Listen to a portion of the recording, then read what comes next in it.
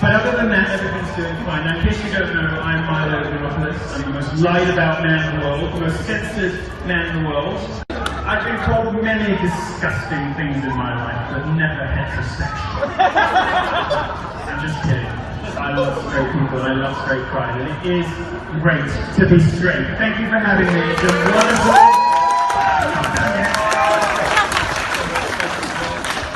Thanks to this. Oh, I'm going to make you suffer. I'm going to make. Well, remarkable how things change, isn't it? Welcome to Season H, our season of hate. And, well, I'm in an empty house. And every once in a while, you'll hear a little chirp. And that chirp is the smoke alarm that I can't find. I've tried to unplug them all. I think the movers knocked one off. I've tried to unplug them all. And I can't find whichever one is making the noise. And I don't know if it's still going to be doing it. It's probably a horrible echo. The lighting is, as you can see. So this is the level of high quality that you've come to expect from Censored.tv. Thank you for sticking with us. Now, in keeping with our theme, the season of hate, it's my very great pleasure to introduce somebody who has been called. Look at this. Do you see how look at the level of professionalism we've got this evening. Where is it? Where is it? I don't even have a printer. Okay. My guest this week on episode 2 of the Season of Hate, which of course is dedicated to promoting my upcoming masterpiece.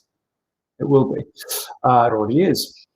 Make America Hate Again, rehabilitating the virtues and principles of noble righteous indignation, is somebody who's been called hateful by a lot of your favorite people, including the SPLC. To talk to you this evening, since I'm not an expert, well, I'm sort of an expert on it, but sort of accidentally, well, let's put it this way. I'm not a dispassionate observer of the full range of horror, of the pestilential and pestilential perdition of the homosexual case. I want to talk this evening to somebody who can give you a bit more of a dispassionate analysis and who has for a very long time been thinking and talking and publishing about the evils and dangers of homosexuality, about unrepentant sodomy. I will talk a little bit to him about, what I'm trying to do this season is get people to talk to you who you maybe haven't heard of before because they belong to that first wave of heroic, sometimes religious, but not always, cultural resistors, from the 80s and the 90s, who have been out there doing this stuff for a really, really long time, and not just, the 2010s, 2016 Trump era hellraisers. I want to introduce you to some of the people who came before that, so you can understand the continuity between the Groyper and America First philosophies and beliefs of today and what a lot of the religious right and other Republicans were doing in the 80s and 90s. And to help me explain all of that to you, it's my very great pleasure to introduce Brian Camenker from MassResistance. Please welcome him. Brian, are you there? Yep, I'm here. Good. Excellent. Thank you. Well, no, thank you very much. So I'm sorry to tell you that you are joining us on what has to be the least professional episode of anything I will ever do from my empty house in New Jersey. I'm just moved out. All my boxes are gone. I'm sleeping on the floor for another 2 days before I move house. So I'm afraid it's not as glamorous as we normally have on this show. But of course, given my new lifestyle, I'm not supposed to be too worried about how I look, am I? All right, now you are you're the founder of what might be referred to as a hardcore pro-family group. The group is called MassResistance. Tell us briefly, first of all, just what it is that you guys do. That's a good question. Well, we officially we protect religious rights, family, things like that. We basically fight the left in the culture war is what we really do. And we end up involved with, the LGBT agenda, largely because most of the conservative movement doesn't want to touch it. and hasn't wanted to touch it probably since the beginning. And so we were involved. Is that because they're worried about catching diseases, or do you mean not worried? Not worried about. Not worried. You mean the subject, don't you? Yeah, I think it's more like more the subject. And now, let me ask you before you carry on. By the way, we met, I think, once briefly at the Straight Pride thing in Boston. Yeah, that's right. Yeah. Now, you at that time were perfectly happy to come up and take a picture with me. Because I think that you correctly intuited that I was trying to do something a little bit more sophisticated and satirical and tongue-in-cheek with my public persona. But I've watched in the aftermath of me, if you like, a lot of people pop up who are taking a much less sophisticated, less ironic approach to their homosexual conservative identity. I'm thinking of people like Lady Margaret and all the rest of it. Before I let you finish talking about what the organization does, do you see sort of anything sort of slightly horrifying, like I do, about this new generation of kind of very enthusiastically unrepentant homosexuals masquerading as political conservatives today? Oh yeah, it's terrible. I mean, look what's happened to CPAC. It's like this big parade of trannies. I don't know if you know this, but I'm told by people from my old life that Grindr and Scruff, the gay social networks, have to allocate special bandwidth to the DC area during CPAC with the sheer number of gruesome faggots at that event. Anyway, finish your explanation to begin with about what it is that your organization seeks to do. Well, we help parents and other people fight the culture war when they can't do it themselves. We've been doing this for a long time. I mean, we were an SPLC hate group before anybody ever heard of that. I mean, we're probably a charter member. One year they wanted to take us off, and I had to pay them $100 just to stay on. Because it's so good for fundraising, right?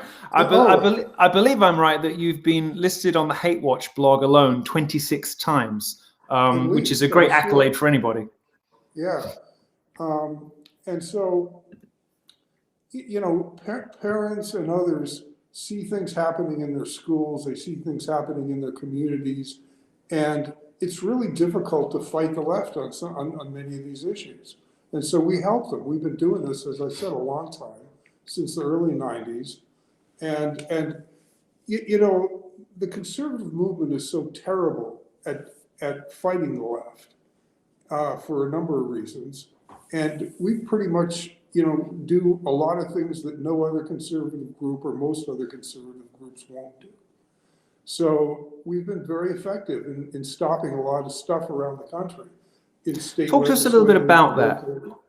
Because it seems to me that a lot of conservative victories go largely unsung and uncelebrated.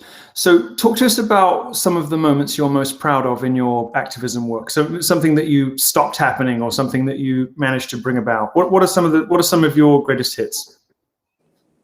Well, probably the first thing that we did was one of the most interesting. It had to do with sex ed in the schools. And, that seems rather mundane now, but back in the mid-90s, it was a big deal. And I remember that in our local school board in the town that I lived in, they would not allow parents to pull their kids out of this stuff. So, right, because they'll fail the kids out of school if they don't attend this sex stuff. So we formed the statewide group of other, that's an interesting story in itself.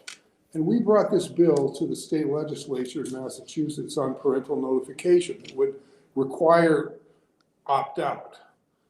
And they thought that the SS had just marched into town. I mean, the way we were treated. I mean, the Planned Parenthood came up after us. The gay groups came after us. The whole left came after us. This bill was considered impossible to pass in the Massachusetts legislature even then. And we got parents, these mothers with little kids from all over the state, and they just converged on the State House day after day and Mm. screamed at their, their reps and senators and wouldn't let up. And the House passed it, even though they didn't want to. The Senate passed it, and they didn't want to. And Governor Bill Weld didn't want to sign it, but he did anyway. And it just shows the power of pressure when conservatives bother to show up, doesn't it? As so often they don't. I remember one story. You guys covertly filmed a sex ed class, I think, where one of the kids asked about fisting, and got Sorry, Tony. Sorry, it's just that we try. I was going to say it's a family-friendly show, but let's be honest, it's not. Yeah. Well, somebody talking about this kind of stuff, you sort of have to be quite explicit, don't you? And this kid got a very graphic description of exactly what this was all about. For those people who perhaps aren't parents or want to hear a sort of concise explanation from an expert, what is it that's so dangerous about introducing young children into this sort of hypersexualized, permissive, and encouraging atmosphere around different kinds of sex and sex with different sorts of people and whatever? What is it about young brains and young people that makes it particularly dangerous to do that? Well, nobody's ever asked me that before. I mean, I think it's sort of obvious. Well, it's morally repugnant that you would expose young children to anything over sexualized because it's inappropriate for their ages. But I was just wondering, because you're somebody who does this a lot and kind of an expert in the subject. Is there anything? I mean, I was thinking to myself, you've got these kids whose frontal lobes are not even fully formed yet, and we're not fully formed as human beings until we're 18, 19, 20 years old. And at these young impressionable ages, we're kind of giving them messages that sex with anything, anyone, inanimate objects, putting foreign bodies foreign objects in the human body, that all of this is, somehow safe and to be encouraged. And their teacher who they, look to for authority and guidance while their brains are still so plastic, are telling them this stuff. It's the same person telling them that as is teaching them their ABCs. So that's what kind of strikes me just guessing about why it might be so particularly abhorrent. What's the most disturbing thing that you've uncovered goes on in American schools to do with sort of sex ed and kids being introduced to things they shouldn't? It's interesting that you should bring that up, which is popularly known as Fistgate, because that was in 2000, and the homosexual agenda really wasn't on too many people's radar screen then. And what happened is GLSEN, which you probably heard of, is this national group founded by this guy Kevin Jennings that pushes these gay clubs in the schools.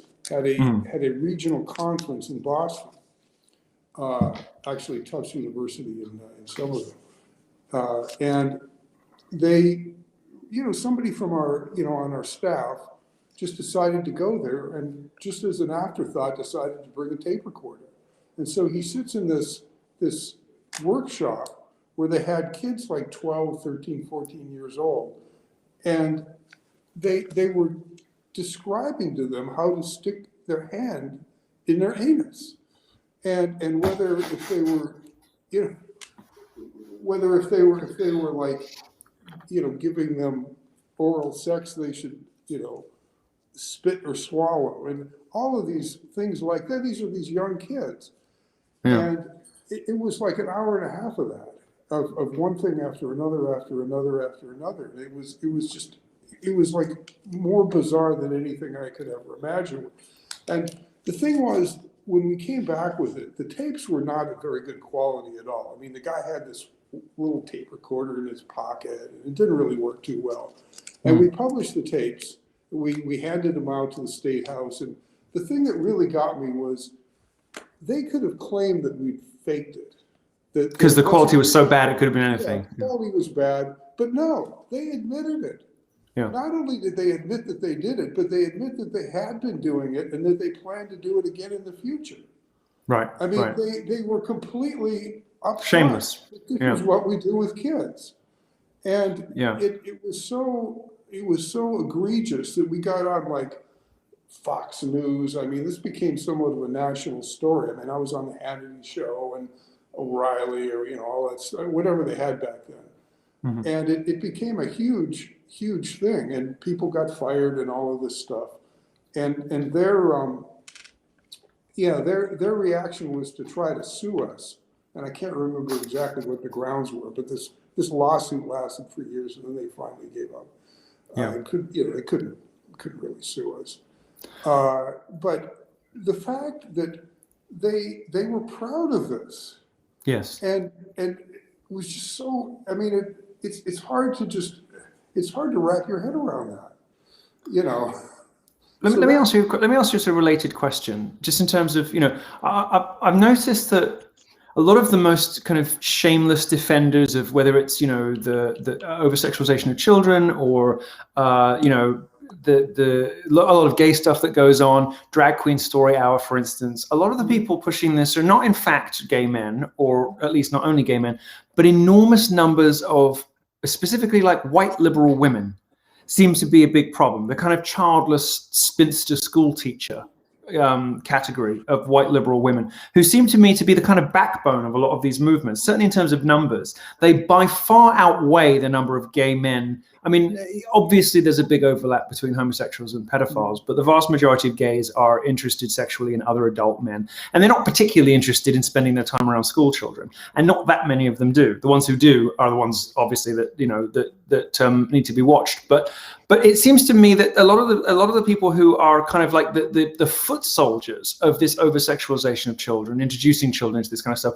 seems in fact to be like heterosexual white liberal women. Have you noticed this as well? Well, lately I have, and let me give you an interesting example. Over the last few weeks, we have this bill in the Texas legislature to ban this ghoulish practice of doing sex change operations on young children, you know, like 14, 15, 16-year-olds, something like that. And you know, they give these, it's a huge multi-billion-dollar business. And it disfigures them, it makes them sterile, it does horrible things. And so we have this bill in the Texas legislature to ban it. You know, I mean, if you're 18, you can do it, but if you're under, you can't. And in the last few days, they've had public hearings. And on our side, we would have these doctors and, you know, conservative health professionals with all of these credentials. And on the other side, there's a preponderance of these women who are clearly not lesbians, most of them. Right. Just you know, whacked leftists. I've noticed it too. I think they're the primary engine behind Drag Queen Story Hour, kind of like the kids' moms who want a gay best friend or something, you know? Yeah. And so they're the ones who are aggressively pushing for this stuff in schools very often. And it's a peculiar turn of events. It's almost like the actual gays that they're so desperate to defend and celebrate have almost become secondary now to the business of indoctrinating children by these women. Anyway, we found that in the drag queen thing too. Yeah, the drag queen stuff. It's definitely driven by the moms, isn't it? I mean, our people would get viciously attacked on social media by these white women who don't appear to be lesbians, but are just these angry liberals. Yeah, no, I've noticed it too. Now, you started your organization in 1995, which is a long time ago now for some of my younger viewers. Some of my younger viewers were born around 1995. What were the big fights on your plate then, aside from just, you know, aside from the sort of ongoing attempt to resist over-sexualization of young people and sort of too much sex ed too early? What were the big cultural fights? If you cast your mind back to 1995, what were the things that you were trying to resist, you know, in the wider media and in culture? Well, it was basically the sex ed in the school. And the sex ed in the school wasn't what you think. It was bad even then. It was very explicit and just bizarre. And that's how we got started, is my own kids in their elementary school, they were pushing, you know, the sex ed where they featured dental dams and all of this. I mean, dental dams for fifth graders, you know. Is it bad that I don't know what that is? Should I know what that is? It's so it's. you I don't know what that is. I didn't. Dental dams are so that girls can do oral sex with other girls and not. I don't know, not get disease. You can stop. You can stop. You can stop. Yeah. That's why. That's why I don't know what it is. Okay, never mind. They were doing. They were featuring that, and they were doing all of this, and we got this parents group in our local town to complain to the school board. And the school board could have said, "Oh, Mr. Camenker, this is really bad. We'll look into it, and thank you for letting us know." And they could have just never done anything and just lied to me, and I would have been fine. I would have walked away. But no, they had to attack me. They were very vicious. They wrote newspaper articles about me. The gay groups in Boston came after me, even though this wasn't Boston; it was a suburb, and their reaction to my concerns were just completely over the top. And I think most people, when put in that position, just backed off and hid. But I just wouldn't back off and hide. I just kept doing it. And I found that this was happening in towns around Massachusetts. And that's how we got together and formed this statewide group and got the parental notification, which is still law, by the way. It's sort of weak by today's standards, but at the time it was a big deal. And so that's what was going on, is they were bringing in all of this weird sex ed, and it was never the kind of thing where parents asked for it. It all was done, deceptively, and in the middle of the night, and all of this stuff. There's no parents association that's kind of petitioning the teachers, please teach our kids more about sex. We're desperate for them to. You never had that, and the other idea is a few schools had tried opt-in, and what they found was nobody opted in. So that's why they had to make it mandatory. Right. Because nobody, even the liberals, wouldn't opt into that stuff. Yeah, because in order to actually have to sign up for something, you have to not be a completely lazy waste of space.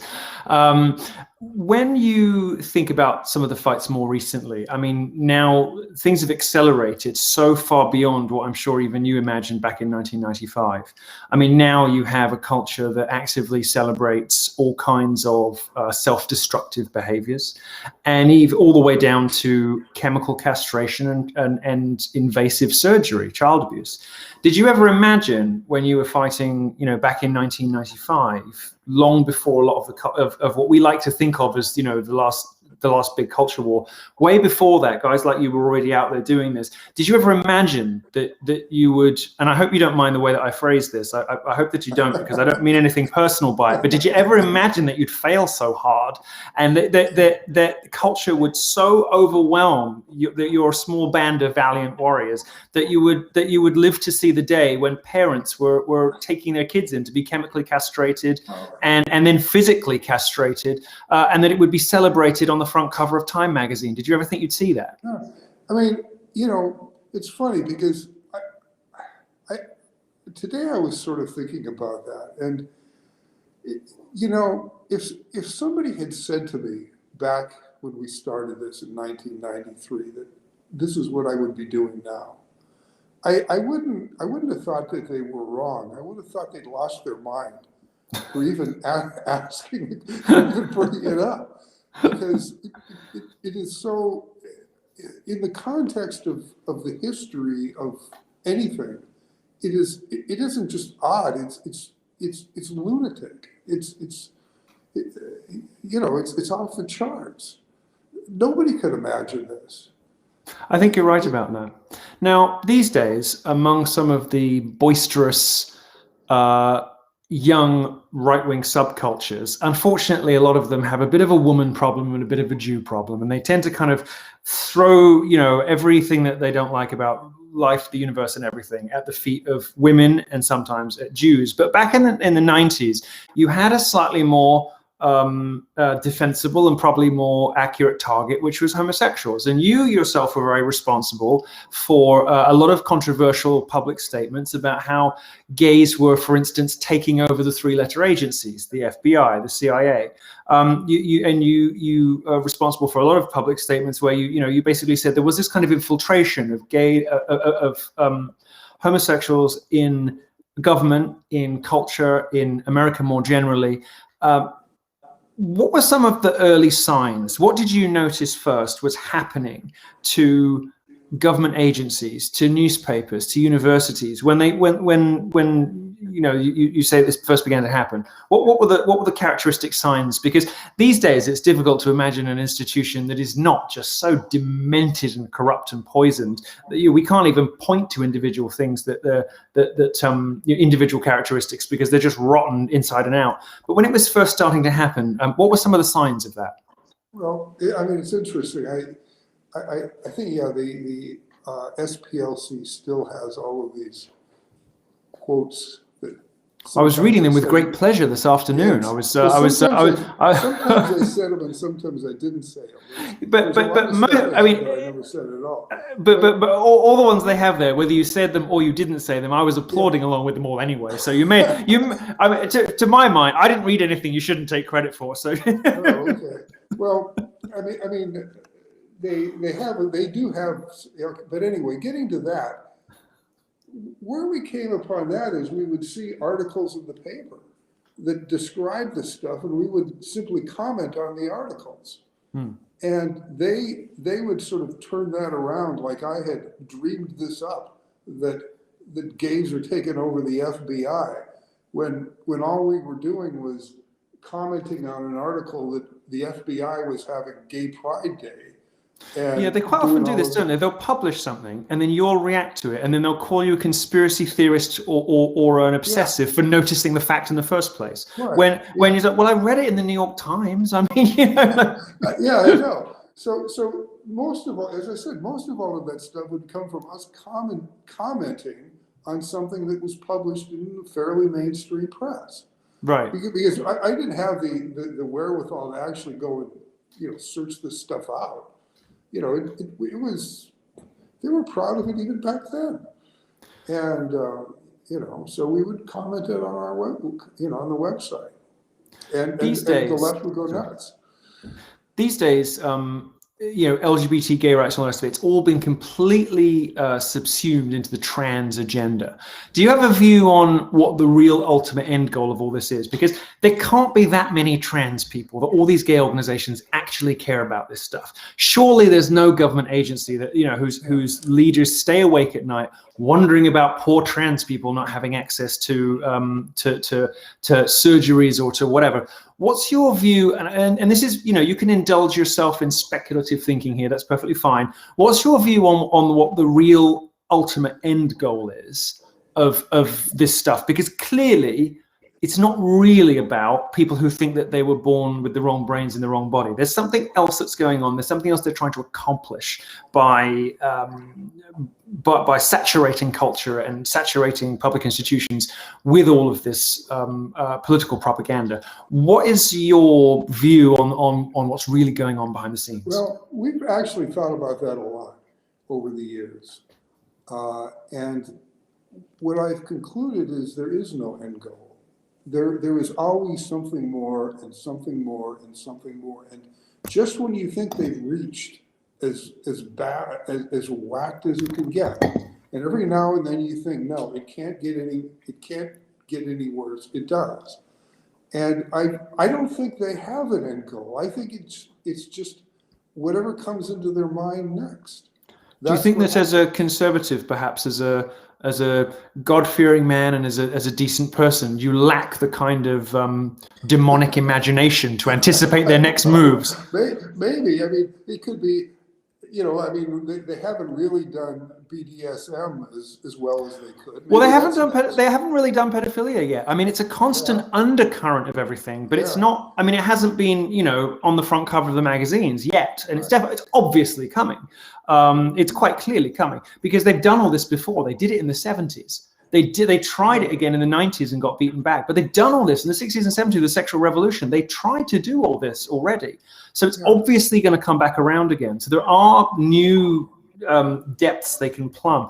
I sometimes wonder, with guys like you who have been on the front lines of this for so long and who are yet continuously surprised by the depravity of the enemy, I wonder whether you have the kind of diabolical imagination necessary to anticipate them. Maybe you're too nice a guy to beat them. What do you think? and you know, I don't even think, as I said, I don't think they know. I think if you'd asked them 20 years ago what their goals were, it would have been, oh man, gay marriage, you know. But it never ends. It's always going to be something. It's you know, it always has been and it always will be. What has to happen is the movement has to be stopped somehow, because if it's not stopped, it will just keep going to endless depravity. You know, one of the way it is. One of the strategies that they used to get everybody to kind of, you know, be friendly to gays was to make sure they never talked about the realities of gay life. So there are a couple of books about this. I was recommended one by Patrick Coffin recently, After the Ball, I think is one of them, where they talk about if you want to get people to accept homosexuals, it's really important that you don't tell them what gays really are. Because if you do that, people are going to be really put off by it. If you talk about how gay life is full of prostitution and disease and pederasty and promiscuity, and almost every gay person will encounter two or more of those or all of them over the course of their life, the well-meaning but misguided mothers who want their kids to listen to drag queens might suddenly start thinking twice. You have cleverly and wisely published a book exactly in the opposite direction, precisely telling people about some of the realities of gay life, the horrors and health concerns and all the rest of it. What was the main thrust of that book, which is now, by the way, it's banned on Amazon, of course, 3.5 years after it came out, it's gone. It's still available, I think, as an ebook in various places, but... you can, we're going to announce this week that you can buy the hardcover now. We have a printer that's printing it. Oh, good. You found someone to publish your hateful screed. Good. So tell us about some of the. Excuse me, I'm sorry. There's a little bit of a delay today. Tell us about some of the insights in the book, because it seems to me that this is a really good response and rejoinder to the left, which wants to make out like gay life is all rainbows and butterflies and happy carnivals. What are some of the things that you reveal in the book that you want people to know? Well, it goes over, you know, the range of mental health issues, the range of just the numbers of diseases that are connected with homosexual and transgender behavior, mostly homosexual, are just enormous. Just the various kinds of behaviors, the BDSM, everything else, the kinds of, oh man, the STDs, it's funny how this book, came about, in that there had been various physicians who had published papers about this or that, list of problems with homosexual behavior. And so we decided to sort of put it all together. And in order to do that, we decided to go directly to the traditional sources, the CDC, the medical societies, even the gay medical societies, which are surprisingly honest. And that's really where we got.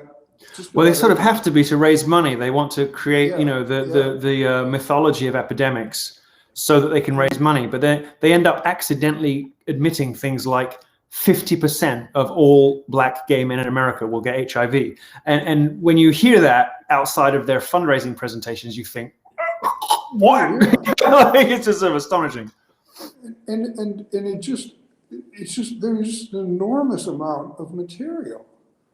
And the gays hate the book, but they have not been able to claim that it's not true, because it's all footnoted. It's all these legitimate sources that are unassailable, but it's like 600 pages of this stuff. and it's ghastly to read. Yeah. Let me ask you about your. You've thought a lot about this subject. I want to talk to you a little bit about the nature of homosexuality. So, if you think about the consensus among reparative therapists and conversion therapists, following the work of Joseph Nicolosi and people like that, the consensus seems to be that homosexual behavior is a cluster of symptoms in response to childhood trauma.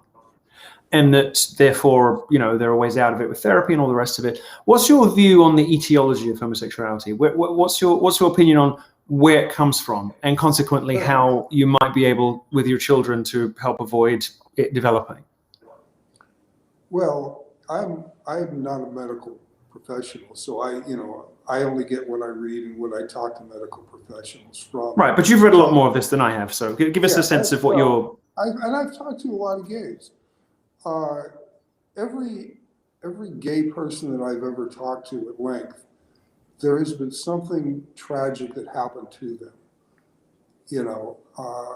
and the breakup of the Spice Girls, for instance, something like that, yeah. But it's often very sad, and but something happens, and again, I'm not a medical professional. I can't describe it like other people can, but people like some of the people that do this kind of therapy have said that it's not really conversion therapy. It's more like reparative therapy, where they help them talk through those issues and become whole again, and just deal with it in a way that's helpful. And again, everybody that I've personally interacted with and had a chance to talk about it, something tragic happened to them. It may have been an issue with one of their parents. It was often being sexually abused, raped as a child, something like that. And and there's a lot of inner anger. I mean, gays are very, very angry people, many of them. And, yes. And it's. You sometimes see, don't you, you'll see like these TikTok videos from 20-year-olds, and they'll say something like, if homosexuality is so unnatural, why do gays stay winning? And they say something like they're winning, but when you look at the snarl on their face and you listen to the tone in their voices, there's something quite different going on in their emotions. And I see something of the same going on in quote unquote gay pride events. When you look at, the sort of the kind of desolate, joyous kind of, abandon of it. There's a sense of just reaching for some kind of oblivion in it all and trying to kind of leap for a public declaration or display of joyfulness and of happiness that is quite clearly not really felt by the participants. And to me, I mean, if you I think it's obvious, isn't it, to anybody who's watching, that this is not how happy, well-adjusted people behave. This is not how a healthy, happy, well-adjusted 35-year-old man behaves, gyrating in front of prepubescent children in spandex leotards. I mean, this is not how men ought to behave. What responsibility? Go ahead. The other interesting thing was the reaction in Boston when the straight pride parade happened. I mean, yes. there was this unbelievable outpouring of hatred. Yes. It was completely over the top. You've seen the pictures that we posted. The police had to they had to bring in police from other states to help guard it. And it was quite a modestly sized thing in the end. I mean, there aren't that many people with the balls or that many people who are unfireable enough to be able to show up to march in it. So the protesters, show out like the KKK just arrived in the heart of America. And really, the actual straight pride march itself is a relatively and completely harmless thing. And there's me on a float sort of saying to the protesters, do you need a lozenge? You look like a bit hoarse, and just sort of being, we were all being kind of desperately silly and lighthearted. But the scale of the reaction to it, as you say, was quite astonishing. And I walked among them, You know, I talked to them, I tried to, make conversation with them, and they were just so hateful. I mean, they didn't know who I was, so, they were just, they didn't react. You're lucky, you see, you can still move undetected in the crowds of monsters. But the hatred toward what was going on was just so incredibly over the top. And they had these stories of how, the participants in the parade had done these terrible things and had these terrible views, and that they knew that because they talked to them. And I knew the people who ran the parade. They didn't believe that stuff, but these protesters were just frothing. And you're right, normal people don't behave that way. And no, I mean, most of us have to. Most of us have to be moved by some kind of outrageous, injurious offense or assault or injustice visited upon us personally, or some kind of terrible crime, a burglary, a murder of someone we hold dear, to produce that kind of behavior in normal people. But they seem to be quite easily provoked to it, which suggests that they, in their ordinary lives, are never very far from that kind of outpouring of incontinent, emotional rage. Let me ask you about you. You're somebody who has a very calm and placid demeanor. You seem relatively unflappable. Where do your convictions and your confidence come from? Because you've dedicated a life to what you must find quite an unsavory subject. And I suppose the obvious question is, why have you decided to spend decades of your life working on something that might well turn your stomach? What is it that has given you a sense of duty to work on this subject? It's an interesting. Well, I mean, a couple of things. One is that some of the things I've seen, such as this Fisgate thing, and some of the other things that are going on, are so egregious. And we get a lot of people that come to us for help, that I feel like I should help people. I mean, the other thing is that they've made it difficult for me to get a job anywhere else. Yeah, I can relate. So there is that. I think you and I don't think we'd even get a job at Lowe's, would we? I think one Google during the employment process. I don't think we could even be moving bags of cement around Lowe's. You and I think we're locked in now, aren't we? I mean, back in the days in the '90s, before the internet was around, it would have been easier, and it was. I did other kinds of work. I didn't really do this full time until mid 2000s, but now, I mean, all they'd have to do is look me up and read all that stuff that you read. Well, that would be that. I think I had a somewhat different response to it than the Lowe's head of human relations might, but because I was cheering and punching the air and pouring myself another drink, whereas I'm guessing that Leslie from the Stanhope, Missouri Lowe's would but. Are you a person of great faith convictions? Are you a religious person? Has that informed your feeling of noblesse oblige to do a lot of this work? Well, I would say it sort of works the other way around. Everybody who gets involved with this becomes closer to God, because what they're faced with is so demonic. And you kind of have to cling to God in terror for protection. I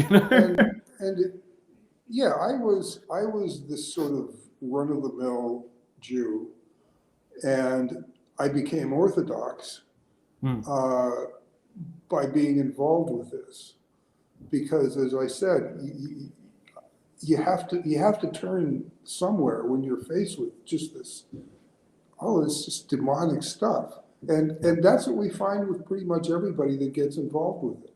If they weren't religious, they become religious. So It's certainly been my they don't do experience. it because they're already religious. There are other reasons why people get into all kinds of reasons.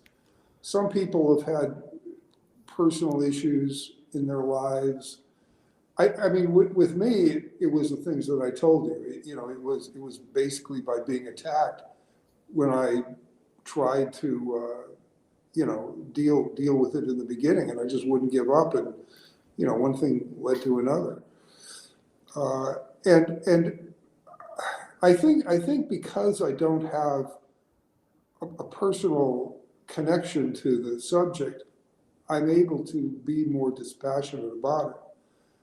It's interesting you say that, because a lot of people who work in this area are reformed or working at it or whatever, and you don't have a personal connection to some of the things you talk about, which is probably an advantage, gives you a bit of critical distance, I would imagine. You've become, through that work, something of a hate figure, and many of us have. And it seems so stupid. I mean, I think to somebody who didn't really know what we were talking about, maybe they had the volume turned down and they were just watching the two of us on screen. They're looking at, a mild-mannered and erudite man in a suit and whatever harmless thing that is on the other side of the screen. And it would be quite surprising to people if they didn't know what we were talking about, that we were both in our own ways these sort of terrifying hate figures, these figures of opprobrium and fear. Because this has happened to you in your life, because this has become part of what you are, something you're aware of when you step out of the office even, is there anything that you are now afraid of that you didn't used to be?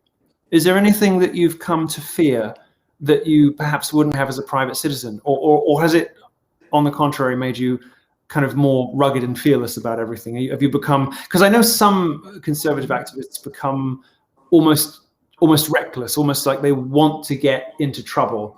I think Laura Loomer is an example of somebody who now kind of, with no feeling for her personal safety, kind of runs headlong into conflict. What's been your own experience of becoming a sort of quote unquote hate figure? Well, I realize that this is what they do to anybody that stands up to them. So it's not just me, it's anybody. And so once you realize that that's their modus operandi for dealing with opposition, it's a lot easier to deal with, because you mean to say it's become less personally hurtful? Well, maybe, I never really have. It never really bothered me that much. Right. It bothered people around me. It does some people. I mean, I'm just, because we haven't really had a conversation before. I mean, we encountered one another briefly, but as I'm talking to you, I get the impression of somebody who's, got quite a gentle manner. So I always sort of wonder and worry about people like that, as to whether is this something that haunts you? Is it something that scares you? Is it something that you worry about? I think what it is, I mean, I come from a line of really tough guys. My dad and my grandfather. Okay. I mean, I remember once when I was like 7 years old, I was rooting through my dad's desk and I found a gun. And it turns out that this was like in I don't know when it was, in the early 60s, when the St. Lawrence Seaway opened, and he wanted to start a business on the waterfront. And the longshoreman said, "We're not going to allow any Jews on the waterfront, and if you come here, we'll kill you." Right. And a couple of years later, he was the only one doing business on the waterfront. and his best friend was the president of the Longshoremen's Union, and he sponsored their bowling team. So, and I'm sure listeners can fill in the blanks as to what may have transpired in the intervening years, right? Yeah, but he just would not back down, and he was just this incredibly tough guy. I mean, to us, he was always very nice, but me and my brothers. But maybe I picked up some of that, because he was always very, very mild mannered around the house, But he had a sort of constitutional toughness. Yeah. I mean, if you're not too worried about your reputation because the cat's out the bag already, these aren't enormously terrifying people. It's not like you've pissed off, some kind of militant African warlord. It's not like, these are not, at least individually, not especially dangerous people. They're people who fight with words and with reputation and with, character assassination and name calling. But they are, broadly speaking, typically not people who are going to do you a lot of damage in the street. If you come from a family of people who can look after themselves physically, and I wouldn't necessarily flatter myself to put myself in that category, but certainly my father is in that category, and his father, and everybody else, all the other men in my family are. So I'm comfortable being around violence, even if I've not often been a participant in it. Let's put it like that. These aren't enormously intimidating or scary people. But now, no, really not. I mean, sometimes I'll go to, take photos at a gay pride parade or be at some event where they're at, and I'm never afraid of them because you're right. They're not scary people. They're very troubled people. But there is something new about them, isn't there? In the sense that since you've been up and running in 1995 to today, they have acquired a different kind of power, and that's institutional power. They do now have, in many cases, in many different ways, the backing of the state behind them. In Europe, if you say the wrong things about gays or trans people, you can find your freedom taken away. You can, there have been people, and it's, sounds like a hysterical right-wing lunatic, blog that went out of control.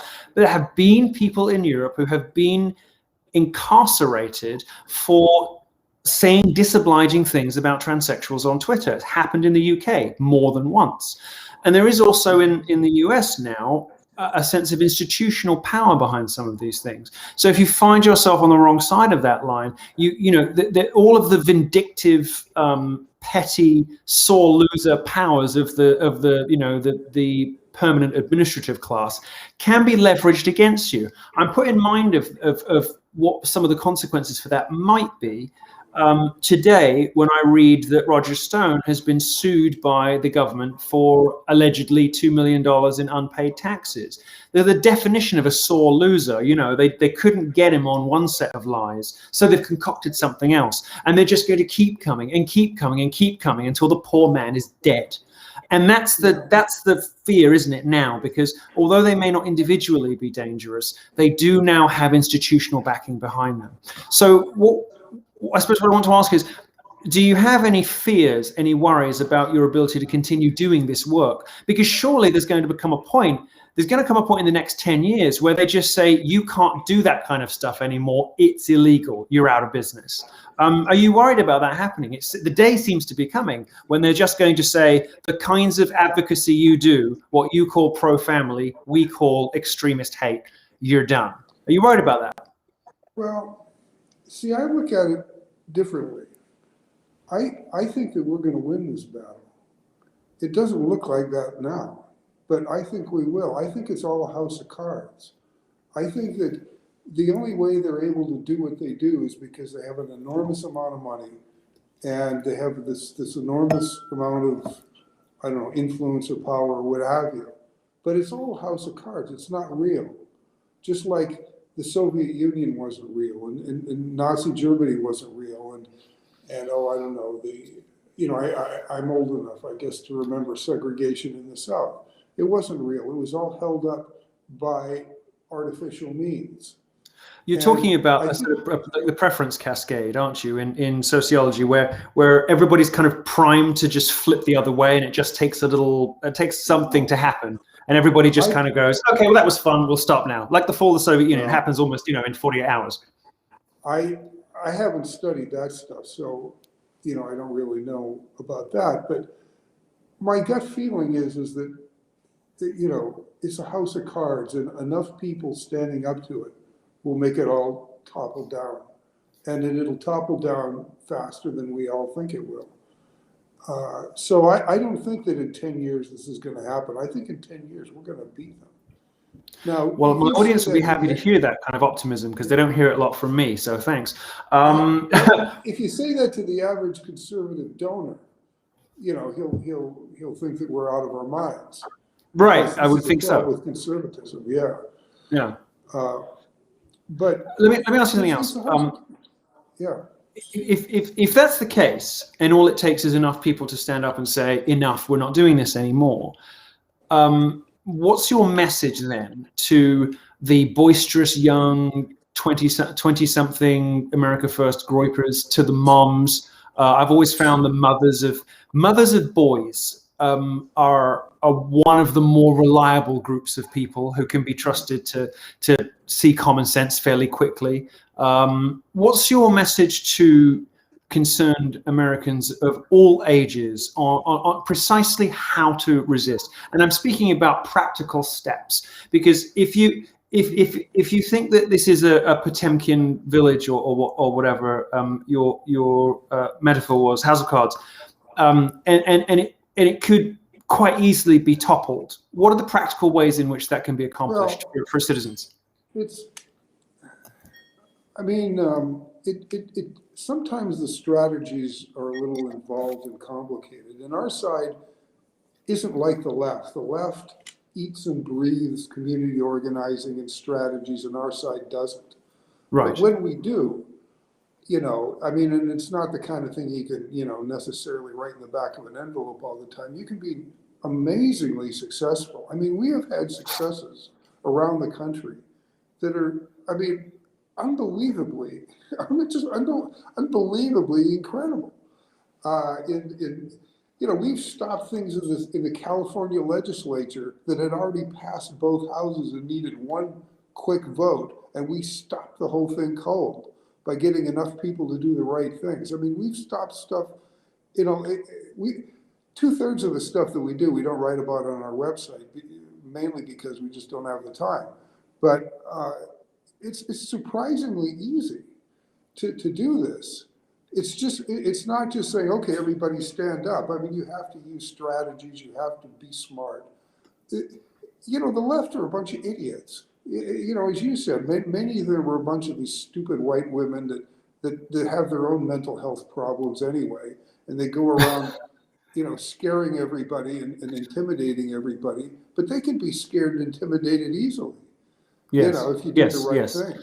So, okay, so if the strategies are somewhat more involved than an ordinary citizen might have the power to execute while they're getting on with their lives, who are some of the people that they ought to be looking to?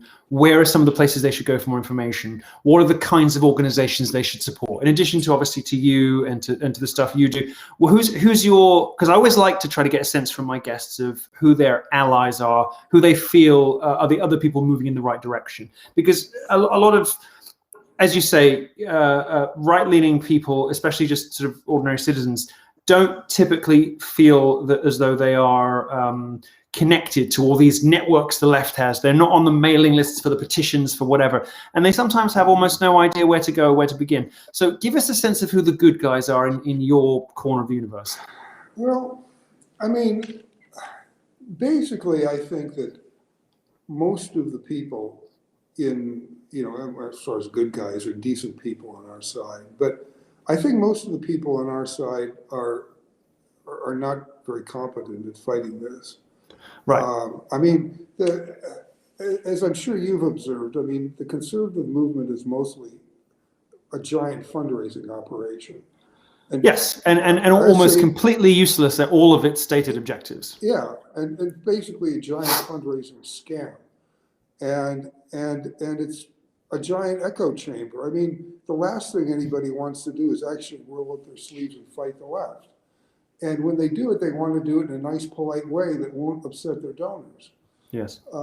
And that's basically the rule everywhere you go. And so we're breaking the rules.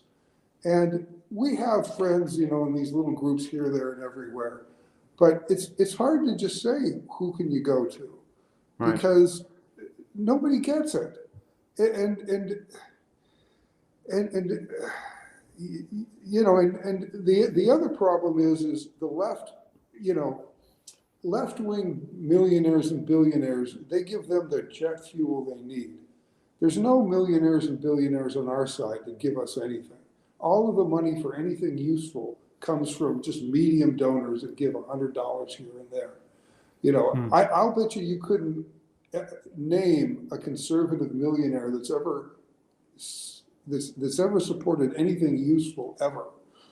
You know, I mean, oh yeah, they'll support, you know, like, you know, Restoration Weekend or something like that. And I like David Horowitz. I mean, don't get me wrong, you know, I think, you know, but what do they accomplish? They have these lavish stuff, you know, and as I said, I love reading his things. But what, at the end of the day, has the ball moved down the field? No. You know, everybody, you know, it's a giant echo chamber. And that's where all the money goes, into think tanks and conferences and all of this stuff.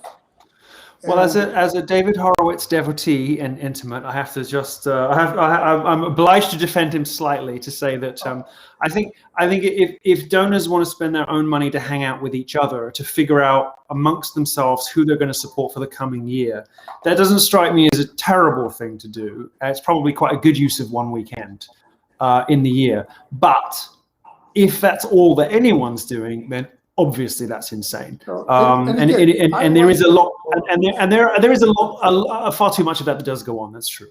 Yeah, I mean, I like David Horowitz. I read his stuff every day. I admire him greatly. But at the end of the day, with all of that money, what changes? Nothing. You know, and I'm not saying that to bash him. That's the way the whole conservative movement works. You know, he's no different than all the rest of them. He's classier. And he does give out really good stuff. But at the end of the day, the left is beating the living hell out of us, and we're writing about it. You know, and what mass resistance is trying to do is actually fight back. And you know, I'm not trying to sound the way this sounds, you know, too self-promoting, but that's the reason I do this. I wouldn't have. We're perfectly relaxed about that on this show. We're quite happy to have people blow their own horns, taking their cues from the host.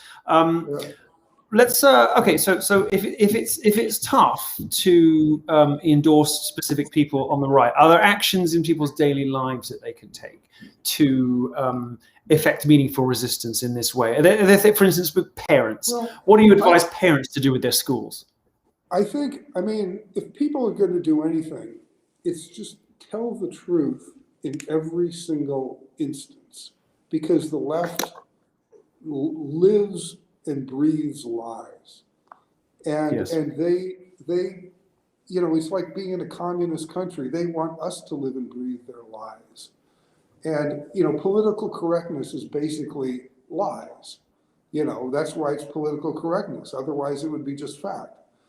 And if you just tell the truth on everything, even if it hurts, you're doing amazing things fighting the culture war, you know, and that's and it's so much fun. It is so you know, invigorating to tell the truth.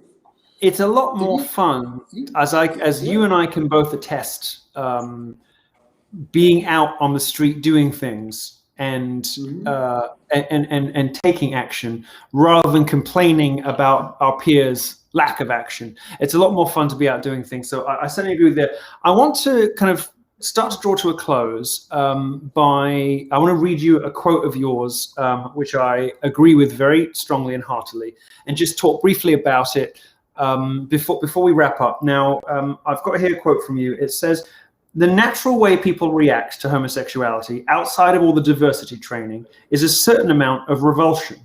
So if two men start kissing in the public street, you can expect a certain reaction from people." So the book that I'm writing, Make America Hate Again, is somewhat on this subject. The idea that hatred, a righteous indignation, that revulsion are all related atavistic evolutionary instincts over which we have no control, and over which we should not try to exercise dishonest over-rationalization. We should instead get to know what our body is telling us and what our instincts are telling us, because by and large, the things that they're communicating to us are there to protect us. are there to help us make good decisions, to take care of our families, to get away from things that are likely to hurt us, and attract us to things that are likely to nourish us. When you say things like that, it horrifies people because it suggests that there's something natural and instinctive about, which is true, about reactions that people can have to Drag Queen Story Hour or to Gay Pride or whatever. What are some of the ways that people can, I don't know if you have a view on this, I hope you do. What are some of the ways that people can sort of unbrainwash themselves, can free themselves of the conditioning and begin to sort of live more authentically according to their instincts? Because we have these natural human responses to things, and they're a really good guide as to what you should stay away from and what you should cleave toward. Do you have any advice for people on how to listen to those instincts in their bodies, in their instinctive kind of reactions versus all the cultural brainwashing that's going on, that's encouraging you to believe that all of these demonic and self-destructive things are good and true and noble and desirable? How do you get back to listening to your body and to your instincts? It's a tough question because we deal with this a lot with mothers in the schools and stuff, and they'll say, "Oh yeah, we're not, we don't like they're pushing the transgender agenda, but we're not anti-gay," and so we'll say to them, "Well, we'll talk it through," and they'll realize that they really are repulsed by it, but they don't want their friends to not like them or they've been told. Right. That. And that's my hunch too. I mean, it's like once you get down to it and you start talking about the logistics and the realities of it. I mean, everybody's homophobic. Of course they are. You just got to sort of walk people through the realities of it, right? It's nature telling us that this is something that is bad. Now, you see what the homosexual movement does is it translates that to like we want to go out and kill them. Which is not what's going on. No, of course, nobody wants to kill them. But what we want them to do is understand what they're doing to themselves, and and just do what they can to work through it. That's all we want. Or else just leave us alone if they want to do it. Stop teaching it. So I think at the beginning of this interview, when I asked you what was so dangerous about teaching this stuff to young people, and you were a little bit thrown for a second, I think it's because we almost don't need to go further, do we, than that natural instinctive revulsion about, talking to 12-year-olds about fisting. We know because something in us tells us. We know that this is something that just should not be happening. I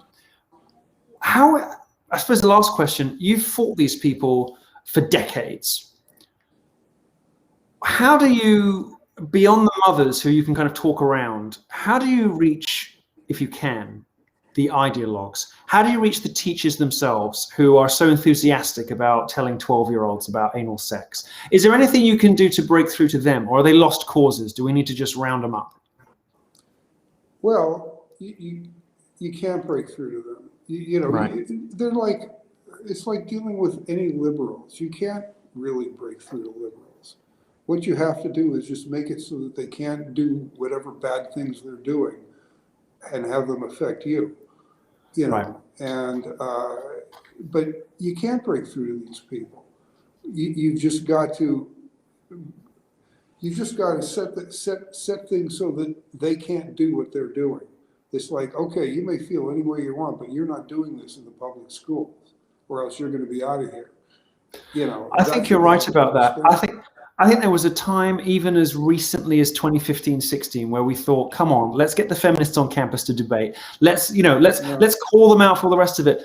And I think even wide-eyed, optimistic, slightly naive people like me, who in 2016 thought there was still a hope, have now come around to a position that a more appropriate and effective response to these guys, rather than will come and debate me, is shut up. and no. Yeah. And it can be the only answer now is shut up and no. I'm glad you have the benefit of much more experience than I do. So it's taken me a little while to come around to that conclusion. And you obviously have known it for some time. I'm so grateful for the conversation. And I know that people are going to want to hear more about what's going on. An hour never seems long enough to have a conversation about any serious subject, but we are out of time. If people want to find out more about you, where would you like to send them? Well, just go to massresistance.org and, you know, get on our email, our email list. I encourage you to do that. You've been our second evil hate figure of this season, so thank you. Aren't all of these evil hate figures I keep introducing you to remarkably lovely people? And as this season unfolds, come on, you're going to hurt my reputation if you keep saying that. I know. I'm always desperate that nobody lets the cat out of the bag that I'm a big sweetheart, because I'll be dead overnight. But in this season 8 of this show, we're going to be introducing you to a wide variety of evil, hateful, bigoted monsters like Brian here, and we're going to have a lot more to say about all of them. You'll be introduced to them. You'll hear what they have to say about a variety of different subjects. I'm very grateful to my guest. Thank you so much for coming. It's massresistance.org if you want to find out more about his organization. I think I'm about 2 days away from pre-sales because we've got all of our ducks in a row now. I think it's very difficult as a conservative to even just put something on sale these days. But I think I've got all my ducks in a row now. I think we're all ready to go there. So look out for your stuff is still on Amazon. I know. I'm doing the best job I can with this new book, Make America Hate Again, to get banned from Amazon, because I feel extremely ashamed of the fact that I am still allowed on Amazon and YouTube, both these networks.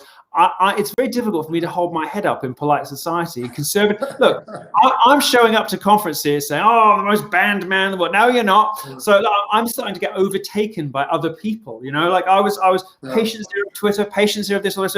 I'm now starting to get people embarrass me because they are banned on more networks than I am. So we're going to do the best we can with Making America Hate Again. Thank you so much thank you. And, you know, you're the only conservative writer who I actually buy their books. Well, I very much appreciate that. Thank you. I encourage you to. I don't buy Ann Coulter stuff. I mean, I sort of like Ann, but I don't buy her books. Oh, come on now, she's the queen. That's all right. I read her stuff every week, and I like her. I shouldn't say that. I mean, I read her. You're doing a very good job in this interview of coming for all my favorite people. But we're not the kind of show that gets upset about stuff like that. So we're going to invite you again and see if you get to the rest of the list. God bless you. Thank you so much for being on with us. Thank you. Thank you. God bless you. God bless you. Ladies and gentlemen, if you would like to stick with us for the rest of the season, as I said, we're going to be introducing you to a smorgasbord, a veritable smorgasbord of utter despicable hatred. For now, from my dingy, empty, miserable house, I bid you farewell. I have a bit of a gap between moving out of this house and into the new one. And I was a bit panicked about it because I was like, oh my God, I'm going to have to find money for 3 weeks in a hotel. But someone's taking pity on me, and I'm going to be sunning myself in a beachfront villa in Hawaii for the next 2 weeks. But we will still be bringing you a show since they have Wi-Fi, even on that far-flung remote island. Wonder what time in the morning I'll have to get up to do a show. Paddy, when do I have to get up in Hawaii to do an 8:30 p.m. show? I hope it's not in the morning. We can just pre-record, it's fine. Don't. You keep telling people how the sausage is made. No, let me Google it while I've still got people. Look, 8:30 p.m. It'll be just one exception. In Hawaii. What did it say? Oh, it's only 2:30. It's at 2:30 p.m. So breakfast time. We could make it like a breakfast television. We'll do breakfast television. Yeah, morning show. Morning Mai Tais. We'll do a morning show. Well, we just have to keep the language clean. Many more hateful people and things to come. And very excited to announce my first two. I'm not going to put this on Telegram, so you'll only know this if you're a subscriber and if you're listening. But the first If you've been following on Telegram, you will know that I am assembling a vast list of forewords for Make America Hate Again. It's going to be like a who's who of American hate figures. I'm asking people from all different aspects, varieties, ends of the political spectrum, all different kinds of hate. I'm going to ask Louis Farrakhan. I'm asking all kinds of different people. The first two confirmed. What is wrong with me? Forwards just came in today. When I've got the first 10, I'll announce them, and we're going to keep going. And I'm going to set a world record for the most forwards for any book. All of these different, astonishing, hilarious, and in some cases lovable figures of hate. I'm writing to Uncle Ted in jail. We're going to see if he wants to do it. I've written to Kenneth Copeland. We're going to be writing to all kinds of people considered to be evil hate figures. There'll be some groypers in there. There'll be some of your favorite academics and authors. There'll be predictable friends of mine that you already know about. We'll get some other people from the Censored.tv network. We'll have Soph. We'll probably have Jim Goad, people like that. Vast. Volume 1 of the book will just be amazing, witty, bite-sized essays about hate from some of the most quote-unquote hateful people in America and perhaps the world. So that'll be a lovely kind of opening introduction to the book. And if they all happen to pay tribute to the author in the course of writing their introduction, well, I can't stop them, can I? God bless you and good night. And we'll see you next week with somebody just as miserably hateful. Cheerio.